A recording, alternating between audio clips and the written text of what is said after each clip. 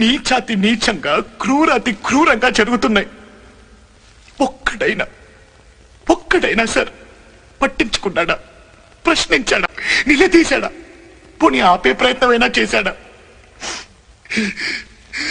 అసలేం జరుగుతుంది మన దేశంలో?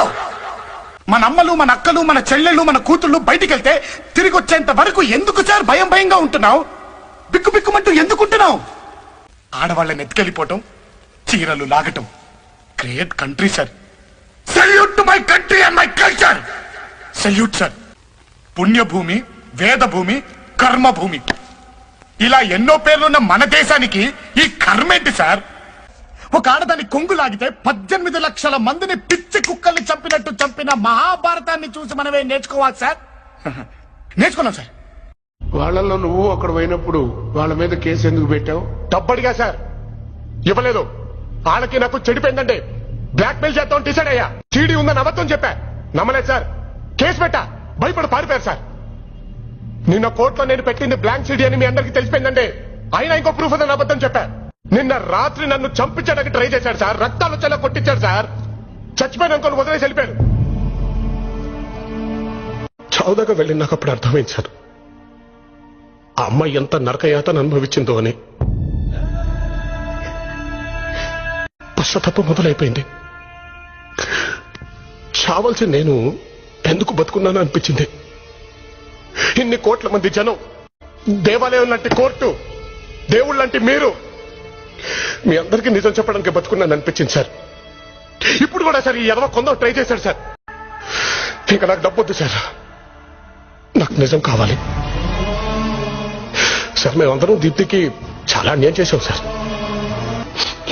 సార్ యాక్చువల్ గా మేము ఆ రోజు ఎత్తుకెళ్లాల్సింది దీప్తిని కాదు సార్, మీ మనవరాలు సంధ్యని.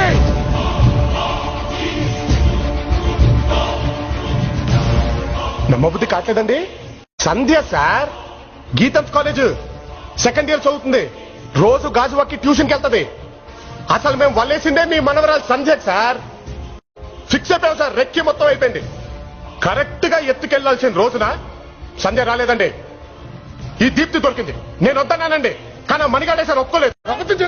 దీప్తిని ఎత్తుకెళ్ళిపోదాం, ఇది మాత్రం ఆడది కదా, సంధ్య సంగతి తర్వాత చూద్దాం ఉన్నాడండి.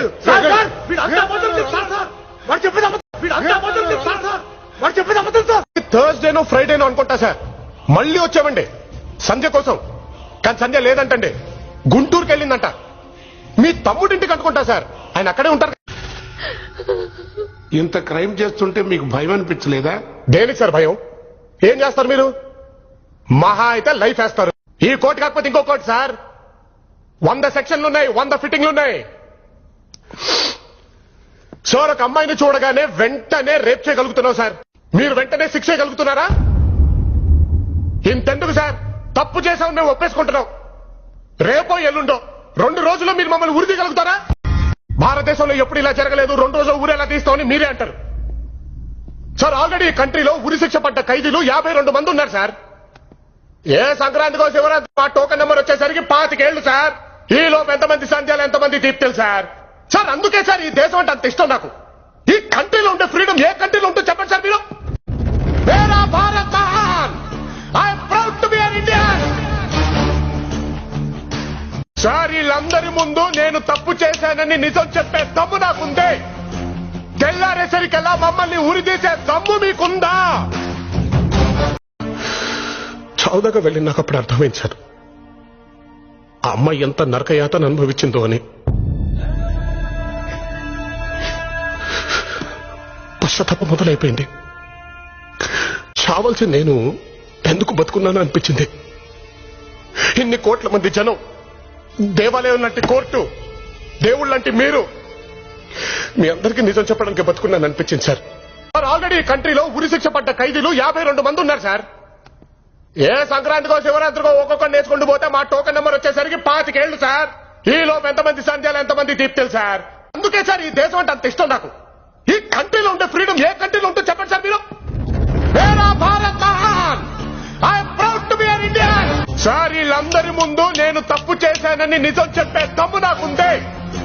తెల్లారేసరికల్లా మమ్మల్ని ఉరి తీసే దమ్ము మీకుందా? ఉరి తీయవలసిందిగా ఆదేశిస్తున్నాను.